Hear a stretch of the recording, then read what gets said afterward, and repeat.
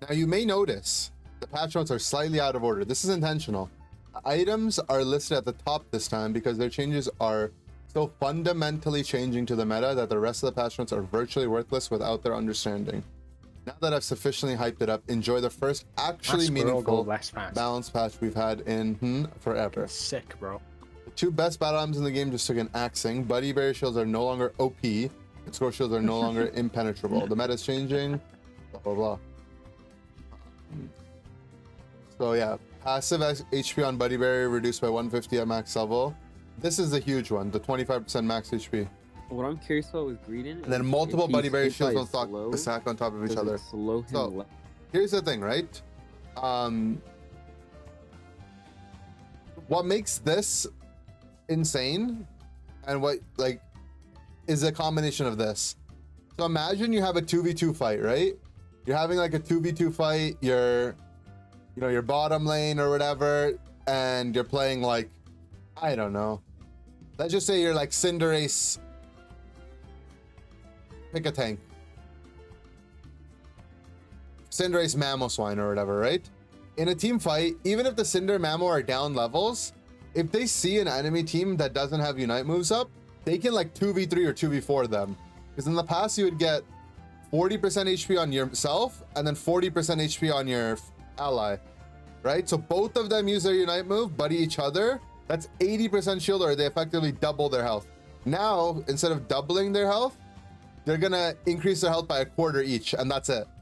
Like if you do a two-man buddy barrier beside each other, it's basically like one person buddy buried the other. You actually have to consider the shields, like you have to time your shields in between taking damage now.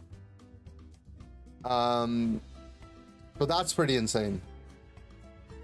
And then Score Shield, way longer cooldown, and the shield gets broken before this other shields. Shield amount now increases with level. I think this is item at the level, aka irrelevant. So Covet. Yeah, so if you get CC'd in Covet, now you get slowed instead. Blissey we kind of played. The Blissey changes, what you have to know is that soft boiled you start with 2. If you go egg bomb, your max charges go up to 4, and then at 10 they go to 5, and they all share charges. So like soft boiled and egg bomb have the same resource now. So it's actually a soft boiled nerf, kind of.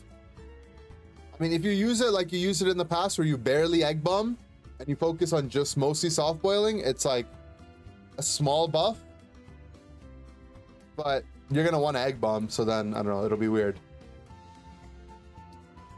Are you supposed to helping hand and soft boil because you know support?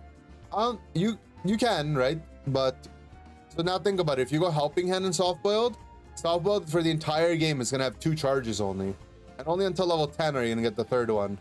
Whereas soft boiled egg bomb, you would have 5 charges of the heal. So it's different. I think you can still helping hand soft boiled, but you probably have to have an SP item then if you go soft boiled, I think. Duraludon damage nerfed about 30%. Interesting.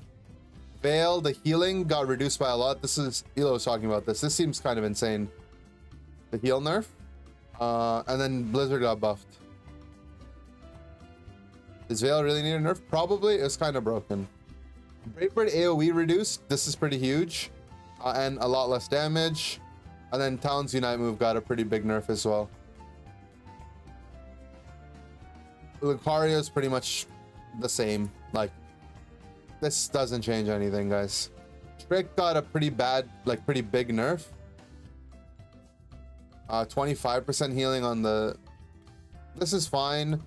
This nerf is a little bit significant. This is a real nerf for Tupa. And this move is kind of interesting. Stun is definitely nice from Phantom Force now.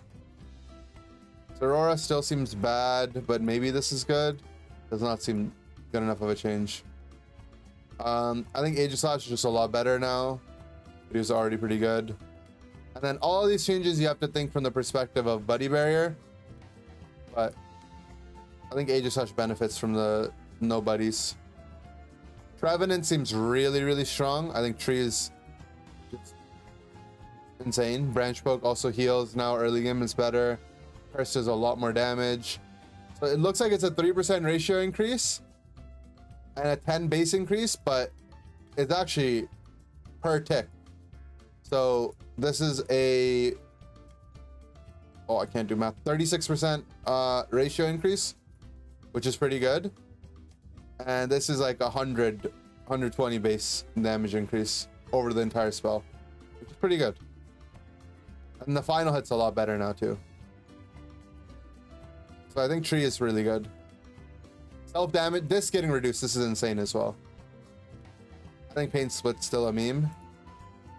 And then this is a nice buff too. Cram, I have no idea. I think it's probably decent. Green just seems broken.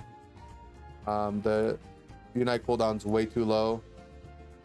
And then no one else's buddy barriers, so you can surf them really easily. I say about Hoopa, Hoopa's fine. The trick nerfs are annoying, but it's still good. Azumarill, Japanese notes forgot to mention these changes. Okay, interesting. Aqua Tail can now break Score Shield because in the past he would deal damage through the Score Shield, but it got nerfed. But I mean, who cares about Score Shield now? Just don't press Aqua Tail. You can just hit them 3 times. We don't know what the bug fixes are, it looks like. The exact bug fixes.